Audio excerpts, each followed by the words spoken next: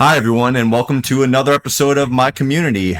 I'm here with my Supergirl to my Superman, Bijal Damania. Bijal, how you doing? All right, I'm good. All right, so I'm Bijal, and so John just told me to give him a little monologue, and really, I just started contemplating who the heck I am.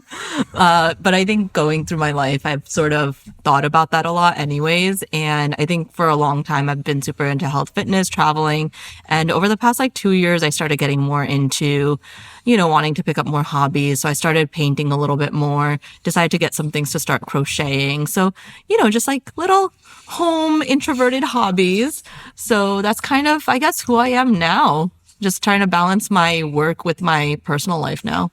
That's awesome. And that's all we can do, right? Yeah. I mean, it's all about finding yourself in that work-life balance. It's a grind for sure. But obviously, today's topic is friendship. And we've had a great friendship for a long time, Bijal. We've known each other. I've known you as long as I've known Kevo, basically, which is, I would say, 11 years now. It's pretty wild. A decade. But it's grown in various different shapes and sizes. And I feel we become such staples in each other's lives, and I truly am blessed to have you in my life. So thank you for A, being on the podcast, and B, being my friend. Of course. I think, one of the things when you do meet someone through a friend, a lot of the times, the hangouts are with that friend. Yes. And then if they're not there, you don't really keep in touch too much. But I feel like that hasn't been the case for us. Maybe initially, but man, we actually do hang out a lot, actually. Without Kevin even there, Yeah, no, we do a lot of, and even in the initial onset, obviously it was with Kevo, but he kind of bridged that gap for us. Yeah. And then it was like, all right, now we'll go out to the bars together, or we'll do whatever we want to do together. And I feel like for friends, and I think that's an important point. It's integral to note that when you're with friends that you meet through other friends, it is that different dynamic, right? It creates that, do we hang out together? Do we hang out separate from each other? Is it like separation of church and state kind of thing?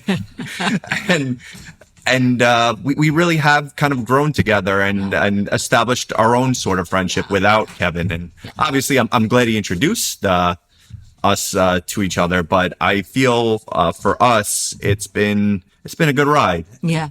And one of the things I always appreciated by you, and this was early in our friendship, was you would always read my scripts, and you would always invest in my creative stuff that some of at the time my closest friends didn't even do. Yeah. And I know we talk about this day so many times where it was it was probably 2 years into our friendship. We were sitting in Panera, and we were talking about the script, and I remember we had a wacky kind of moment where it was wow. We went from going to Panera to now me being a published author. It's kind of a beautiful thing seeing that growth. Yeah. And I really, I'm so honored that you've helped me on this journey, because I feel our dynamic is that Superman and Supergirl dynamic, where it's you're like my cousin that is there to cheer me on, but you're just as powerful as I am. And I truly love that shot of us from Halloween circa 2015 or 16, right? Oh my gosh, yeah, no, that was a good time. And I can't remember if we actually hung out one-on-one often before that one Panera time. No, I think that was the first one, right? Yeah. And even that day, even for me, really does stick out, because it was that first time that we hung out without having Kevin there. And I don't know, just like even like the content of what you wanted to write about, what you wanted to emphasize, things like that. It was really deep and personal. And even to read that, things that are on your mind, that was pretty huge. And honestly, like a really good way that we bonded. And I think for me, that was really nice to even talk to you about because, growing up for me in an Indian household, you don't really talk about mental health or things like that. So for, you to be open enough to even touch on that, to write about kind of your experience and things like that, that's a huge deal to begin with. And, I don't know necessarily that a lot of my friendships up until that point, we've had those significantly deeper conversations like that. Right. So that was a really big moment even for me as well, where I was like, wow, I should really, invest a little bit more time into how I take care of myself from a mental capacity. Cause at that point in my life, it was just like really study work kind of thing. And there was really no self-care thrown into there really, aside from I have some free time, let me hang out with my friends. Right. So that was kind of the extent of it, but nothing more past that of like really making sure outside of hanging out with my friends, am I mentally okay just being by myself? Yeah. So that was a big moment, I think, for me as well in my life and kind of how I've gotten to where I am now. Yeah, no, I feel like those kind of moments where you have those like big conversations or where you have those breakdowns and get past the superficial nonsense and the surface level conversations, it does open up a new level of friendship, right? It does. It takes it to that next level where it's like, okay, drinking and all that stuff is kind of fun, but we also are people and we go through stuff day by day, and we should talk about that stuff too, because if we want to be there for each other, you got to be there for the good times and the bad times. Exactly. Yeah. Recently my sister had mentioned, since she moved to London, she's like, I just don't feel like any of my people here even like know what I'm going through or like what's bothering me or the extent to which X, Y, and Z is bothering me. And, I'm like, give the people that you're closer to a chance to like, just give them a chance, just open up and see how that goes. Because, that really did make me realize that is what those lasting friendships really come from. And you need that support within your life. You can't, while you do need to do a lot of self-work as well, if you want to mentally feel better, you need that support group, that friendship around you that makes you comfortable enough to open up about it. And I think with you was probably the first time that I actually felt comfortable. I was so easily able to actually talk to you about certain things afterwards. And so I just think that was like a really beautiful way for the friendship to grow from there, especially like that was like the first time that now we didn't have a third party kind of mediating and bringing us all together. Right. So I thought that was a really beautiful way to bring it together. Yeah. The one-on-one dynamic and this isn't even just about people being introduced to other friends. The one-on-one dynamic in friendships in general is, in my opinion, my favorite personally, because you really get down to the nitty gritty. When there is that third party or fourth party or group setting or whatever the case may be, it never is really the same, unfortunately. It obviously adds an element. You have another pair of ears or whatever the case may be, but when you're just having a conversation with someone one-on-one, it gives you a kind of peace and comfort where it's like, okay, I could be vulnerable with this person and have that deeper kind of conversation. Yeah. But like we're talking about going deeper, right? And I don't know necessarily that when you're in high school or college that a lot of your friendships get to that level. I feel like as you go through life is sort of when that happens. And I mean, that might be different in younger generations now that, mental health awareness is a bigger thing and people do emphasize the quality of friendships rather than just the quantity now. So I wonder if that's different now for, generations growing up, but at least for me, I never felt like there was that depth early on. Whereas now, when life gets busy, you really do keep around the friends that bring, that kind of like add something to your life or like really, it's just more quality at that point that it's you're quality looking over for. quantity. Yeah, exactly. Yes, yeah. So it's very different as you get older versus when you're younger. And a lot of times, when you're younger, especially if you're in the scene where like a lot of your friends are partying and stuff like that, you're not really going into These are No. the nitty gritty of things at that point. It's that whole concept, which is like fair weather friends. You've probably heard that terminology, where it's like they're there for the good times and never there for the bad. Yep. It's like, yeah, let's go out and get drunk tonight, but when shit hits the fan, they're ghosts. Yep. They're absent for the hard stuff. And I totally agree in the fact that I feel like as we've gotten older and stuff like that, I've lost touch with certain friends that maybe just weren't there for those hard times or weren't interested in being there for the hard times, because you do take note of those moments, because obviously that's a hard truth where it's like, maybe you did enjoy their company for the fun stuff, but if they can't be you when shit hits the fan, we're at a point in our lives where we don't have enough time to divvy out to the people that really don't want to be there for us. So why would we divvy it out to people that only care about us?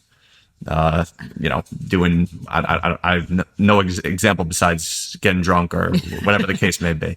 Yeah, but like, if it's like someone that kind of ghosts in bad times, that is really difficult, because you really do need that quality around. And when our time is so limited now, like with, just life and, just being busy with whatever like work throws at you and everything, you have this limited time.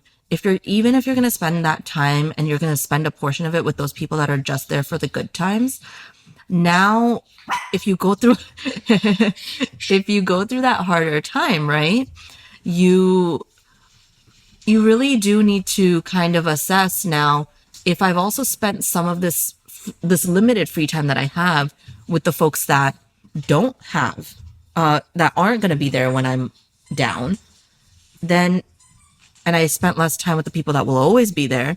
Now, am I as close with the people that would always be there if I've been like divvying it up? So like, for me, it's just like, at this point, I don't have the mental capacity to stay in touch with the folks that won't be there through it all, right? It's a lot of extra effort too. And maintaining that effort for wasted years at this point, it's just not worth it. Yeah. And not to say that like those people that aren't in my life anymore are bad friends or anything no. It's just, it was great while it lasted. It was fantastic. Even if we had some tough conversations like while we were friends, it's like, life happens. You lose touch with people, and it is what it is. I still appreciate the friendships that I had before. And, now my life is just different now. There's just a set of people that I have managed to keep in touch with. And I think that's great. I think that's one thing that I didn't like. I felt like going through my career with being so busy, like studying for so many years, then work was so busy.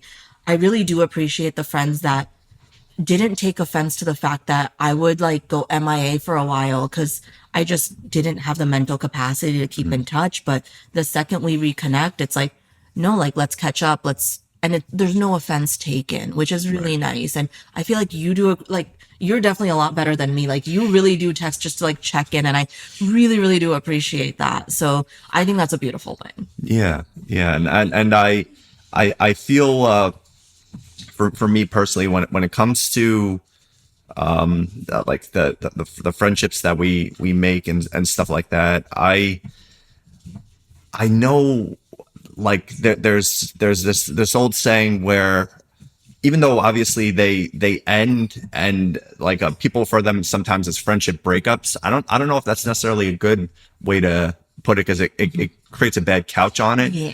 I think a better way to put it is the relationship was complete. Yeah. Like, you had your time together. It was good while it lasted. Yeah. And it's completed now. Now we move on to the next phase in our lives. Yeah. And I feel like for a lot of people, and that's not just obviously a me and you exclusive thing. A lot of people go through that, where they experience that in life, because people change, priorities shift, and obviously it just kind of is the course of life, where we outgrow certain people, or they outgrow even us. Who knows? Yeah. I don't know if you experienced this like growing up, but for me, like you did mention, friendship breakup, right? Mm-hmm. And so I feel like when I was growing up, we had these like teachers and other like older people say, oh my gosh, like these are the friends that will be there with you for a lifetime and things like that. And it's almost like, wow, like, so I really do need to like maintain this contact and really work on this and make sure that we don't like lose touch and things like that. And it's like, but it is okay if you do, like, just like you said, like you go through different phases of life. And I feel like no one really talks about it in that way when we were younger. It's almost like if you're friends, you kind of need to stay friends forever kind of thing. Yeah. And like, and I think that that's why maybe like within my earliest to mid 20s, it was like, man, you know, I lost touch with this person. I should really reach out to them, blah, blah. And now I'm like, no, you know, it's like, it's fine. Like, it was good while it lasted and awesome. Like, it's just harder to keep in touch now, and it is what it is. Exactly. No, I do feel there is especially more pressure when we're younger to make friends and maintain those friendships, and like we've been saying, it just isn't the course of life sometimes. Those people aren't necessarily the staples in your life, and obviously it was good when it lasted, and like one of the things like I had at my wedding was like I had a friend who I was truly blessed to have in my life, and you know we kind of just went in different directions. It wasn't ill will towards us or anything like that. And the thing about that relationship was it was complete. Like I'm glad he made it to my wedding, and obviously he is a person that I'll always remember fondly. But now in our phases of life, we're just not as compatible or whatever the case may be. And that's okay. It doesn't always need to be, because we were friends when we were kids, or because we were friends for 12 years or whatever the case may be. We have to be friends for life. That's unfortunately not how life works. Exactly. Yeah. I feel like every friendship dynamic is like 100% different, right? Like you have some friends where it's those deeper conversations. Like with you, I feel like we went through a phase where we had a lot of like, mental health conversations. We went through a phase where it was just like, you know, like simple catching up. And I feel like that's kind of what it is now as well. Cause you know, life is life. Right. And I've loved hearing about your past year. Now you have earrings. Like, I know. Wow. That's crazy. As if that's the biggest one going on right now. Like, you have a lot more, but you know, it's like you have friendships like that. Then you have those friendships where even though they'll still be there, like, you know, when you have your downtimes, it's like sometimes these are the friends where you just have them come over and you just hang out and you just put a show on. You have your friends that you go out with. They're like your dinner date friends and things like that. All like slightly different dynamics. And it's interesting to see like the different personalities within your different friends. Cause I don't think I have a friend group necessarily that is, like one big friend group. They're all kind of dispersed. Right. Like, I have a set of friends that are super extroverted and always want to go out. And then I have a few of my friends that like, you know, like, if I don't need to leave my house, I am not leaving my house. Like my introvert friends, like, it's like that entire like gradient of friends. And like, it still somehow all works so beautifully as a whole, like with who you are as a person. It's like different personalities for different moments of like what you need like throughout your life, right? And so you have, like you said, you have your dinner date friends, you have your let's just like watch a movie and chill friends, and then it's like, all right, I want to go out, I know who to contact, and that is a beautiful thing because obviously people's tastes change and stuff like that, but it's nice to have that dynamic with multiple different people, because then you could kind of create your own friendship circles, as it were. Exactly. And I mean, people are just multifaceted, right? Absolutely. So, and even if it's within one point in time, you have different parts to yourself. You've lived X amount of years on this earth, right? Like there's not just this one dimensional view of you. There's all these different parts of you, different days you feel you're kind of in a different mood, down to do different things. So I feel like you kind of need that variety in your life. Yes, absolutely. It's a spice of life in a way. Spice of life, I love it. It really is. Like in a simplistic sort of way where like the different friends that you have really make up for the different needs you need different needs that you have at a given moment. Yeah. And those moments obviously can change at any given time. And because you have such different varieties of friends, it kind of fills whatever void or craving you need at that given time. Yeah. It's so interesting too, because like, you know, since I've moved to California, obviously now I'm like meeting new people, and so they don't know like kind of what my life has been before that. We could talk about it, right? But then, so I have those friends, but then I have the friends that I've had since like high school, college, like you, and like just seeing your friends even just go through life and how things change and what their life is now and all the things they're accomplishing. I think like that's the one thing about like that long-term friendship. It's a beautiful thing, It is beautiful. right? Like, It's so still awesome. value the short-term ones that I like just made, and hopefully that lasts. But it's something about that long-term one when once it's already been that much time versus when as now I'm making like friends over like what the past 2 years now. It's just different, you know?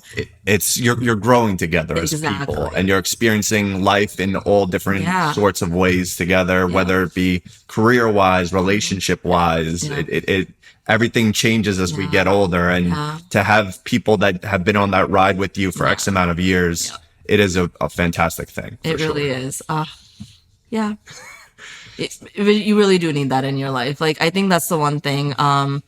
Even one of the conversations I was having with my sister one day is like, oh yeah, like if we're to bring someone home, how would that work? I was like, honestly, like my parents will be chill, but it's like, it's really my friends that will be the biggest test, you know? Like they're the ones who really, really know me. Like, you know, at least for me, you know, my parents know me, but it's like my friends really know so many different sides of me. Yes. So it's like, that's the one that I think is like, you know, no, this is the test. Yeah, the telltale sign. Yeah, absolutely. But yeah, it's nice kind of having that friendship for a long time, because obviously, like, you know, you met Katie within that time, and like I met her, like saw you guys together, and like truly you were so happy after you met her. It's nice to see these changes within your friend and like that evolution over time. It's nice. It's growth. Yeah, it is. It is. So I think on that wonderful note, we'll cap off the podcast. But before I do, Bijal, do you have any words of wisdom, whether it be about friendship or just life in general, to the audience? I mean, I think for friendships, really just value your friendships for what they are now, for what they could potentially become, and open to new friendships as they come. And for life, it's honestly speaking a lot, very, very specifically for America, I think for a lot of my life, I focused and defined myself very much by my career. And now I think within the past 2 years, it's really like, now if someone asks me about myself, like you had me do at the beginning, it's like, oh my gosh, who am I? And I did realize like over the past 2 years, I have been working on like just having a life outside of work, defining myself in more meaningful ways, and enjoying life for what it is too. So life, family, friendships, like enjoy it for what it is. And just enjoy life as much as you can. Time is a precious resource. So it's kind of what you got to do. Absolutely. Beautifully said. And thank you again for being on the podcast. On our next podcast, we're going to have the entire cast of Bikini Bottom talk about how SpongeBob is declining quality.